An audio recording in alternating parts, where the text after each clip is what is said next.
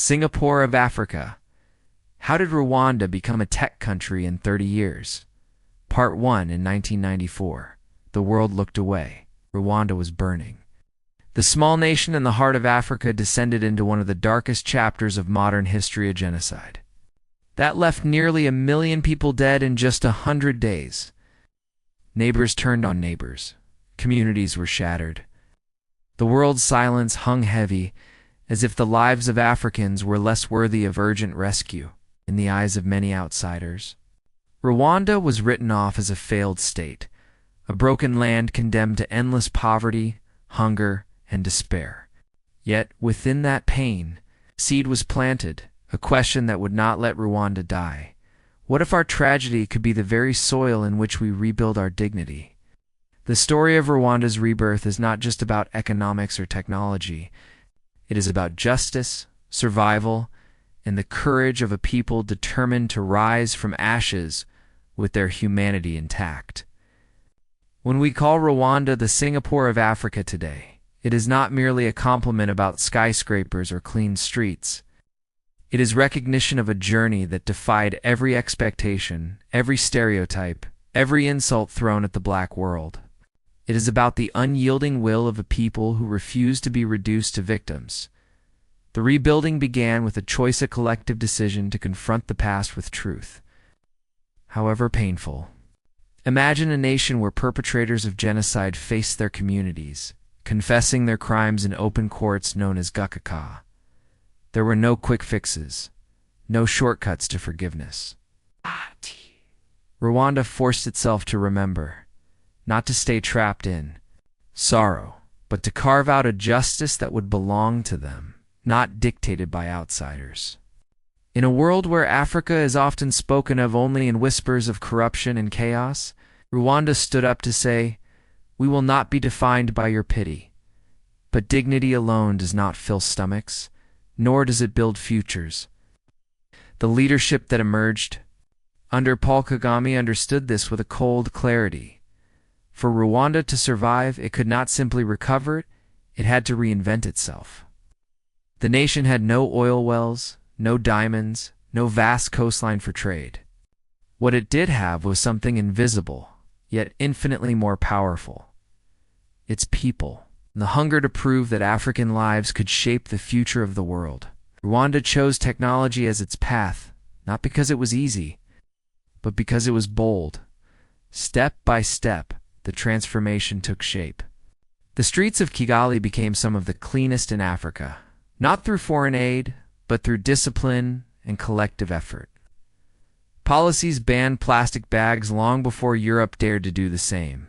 The country began laying down fiber optic cables, threading the internet across hills and valleys as if sewing a torn cloth back together. Where outsiders saw only a wounded land, Rwanda saw a blank canvas. And on this canvas it would paint a vision, a nation where every child could grow up with access to knowledge, where dignity meant not just survival, but innovation. This vision was radical. For centuries, the black world has been told that progress is a gift handed down from the West. But Rwanda turned that insult into fuel. It partnered with tech giants, not as beggars, but as builders, creating hubs where young Africans could write code, build drones, design apps, and dream beyond the borders, drawn by colonial maps. The Kigali Innovation City rose like a promise kept, a place where the children of genocide survivors could sit before screens, not to watch the world pass them by, but to shape it with their own hands.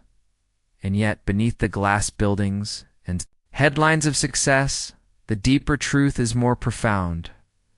Rwanda's rise was never just about technology. It was about restoring the dignity of being African in a world that doubted it. Every fiber optic line, every data center, every startup launched in Kigali is a quiet act of defiance against centuries of humiliation. For too long, black life was portrayed as a burden. Rwanda insisted it could be a beacon. The international community, once quick to dismiss the nation, now calls it a model. But Rwanda knows that dignity is not built on praise from others. It is built on self-belief.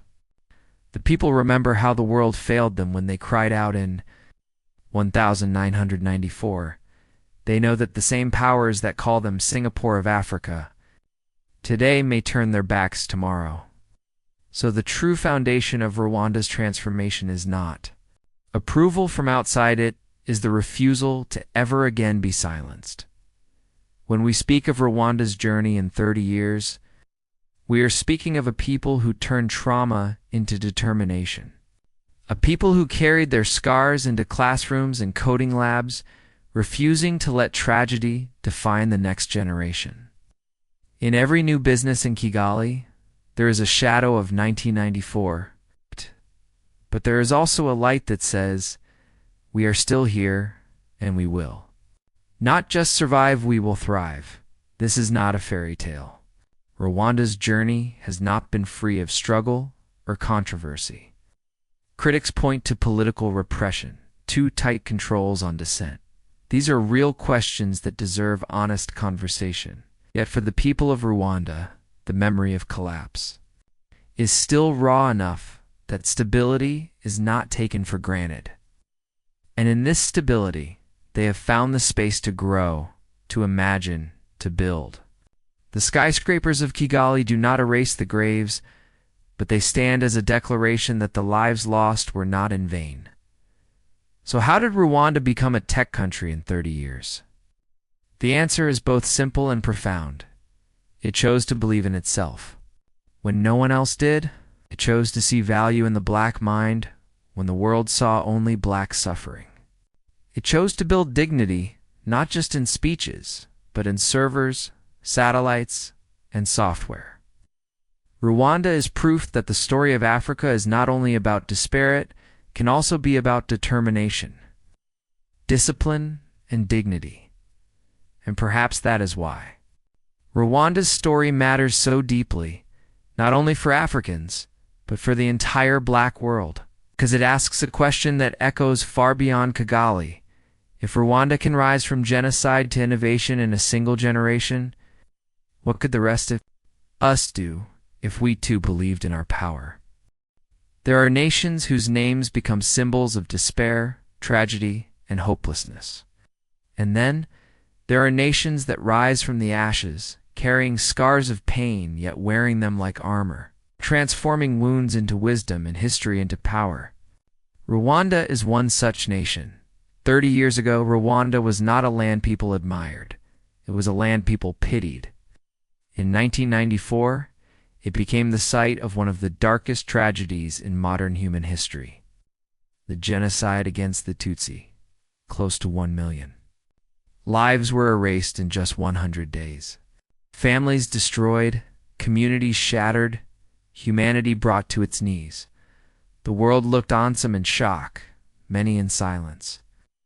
Rwanda was written off, dismissed as a broken nation, too small, too poor, too divided to ever rise again. But Rwanda refused to remain a footnote in history. The people of Rwanda made a choice. They chose dignity over despair, unity over division, and progress over pity. Today the world calls Rwanda the Singapore of Africa, a country once synonymous with destruction, has become a symbol of resilience, innovation, and the power of human will. The transformation is not just about tall buildings or shiny technology parks. It is about people, dignity, and a collective determination to rewrite destiny, to understand Rwanda's journey. We must go back to those haunting days of 1994. The genocide was not only about lives lost, it was about a nation stripped of its very fabric. Institutions collapsed, schools and hospitals destroyed, and trust among citizens shattered. The question was not, how will Rwanda progress? The question was, will Rwanda even survive? And yet, survival was only the beginning.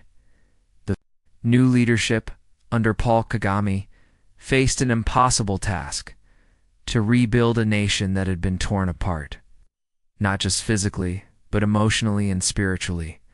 How do you heal a people who have seen the worst of humanity? How do you build unity in a place where neighbors once turned against neighbors? Kagame's vision was not to dwell on past divisions, but to create a future rooted in dignity and accountability. Rwanda began a process of reconciliation through community courts called Gakaka, through truth-telling, through forgiveness, however painful it may have been. But reconciliation alone was not enough. Rwanda needed to believe in itself again, needed to show its people and the world that Africa was not a continent of despair, but a continent of potential. Kagame often repeated a simple but powerful truth. We cannot change our past, but we can shape our future. And so began one of the most remarkable transformations in modern history. The world now looks at Rwanda with admiration. But in the early days, the task seemed unimaginable. The country had almost no natural resources. Its economy was devastated, and its infrastructure nearly non-existent. Many said Rwanda would always be dependent on aid, condemned to poverty. But Rwanda rejected that narrative. Instead, it turned to something far more valuable than gold or oil: its people. Education became the cornerstone of Rwanda's new identity. The government invested heavily in schools, literacy programs, and universities. But Rwanda did not simply want to educate it, wanted to prepare its youth for the future. In 2000, Rwanda launched its Vision 2020 program, a bold national plan that placed technology at the heart of development. While many African nations still focused on agriculture and raw materials, Rwanda looked toward the digital age. They understood that, in a world driven by innovation, the greatest wealth is knowledge. Imagine this. In 1994, Rwanda had almost no access to computers or the internet. Less than a generation later, Rwanda became one of the most digitally connected countries in Africa. Fiber optic cables stretched across the nation, government services moved online, and technology hubs began to rise from the ground. Kigali, the capital, transformed into a city where drones deliver blood to remote villages. Cashless transactions are the norm, and startups find a home in the Kigali Innovation City. But Rwanda's transformation was not just about technology. It was about dignity. The government emphasized accountability, anti-corruption, and women's empowerment. Today, Rwanda has the highest percentage of women in parliament in the world. This was not by accident.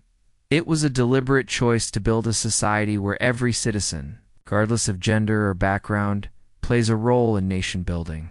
And yet, Rwanda's journey is not without criticism. Some argue that its progress comes at the cost of political freedoms. Others say its tightly controlled system leaves little room for dissent.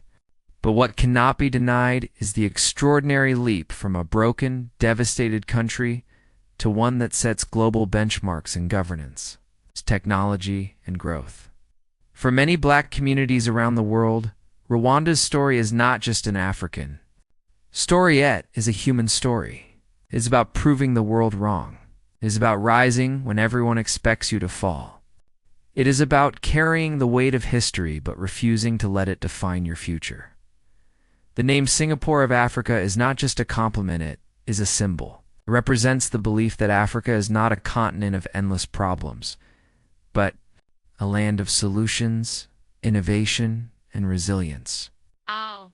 Rwanda's story tells us that no matter how deep the wounds, no matter how devastating the loss, dignity and progress are always possible. 30 years ago, Rwanda was written off. Today, it stands as one of Africa's most inspiring stories. And yet, the journey is not finished. The next chapters are still being written by its young coders, entrepreneurs, and dreamers who believe that Africa's future belongs not to pity, but to pride. Rwanda's lesson to the world is simple, yet profound. The measure of a nation is not where it begins, but how it chooses to rise. And in that rise, Rwanda has become not just the Singapore of Africa, but a beacon of hope for all who believe that dignity, justice, and progress are possible even after the darkest of nights.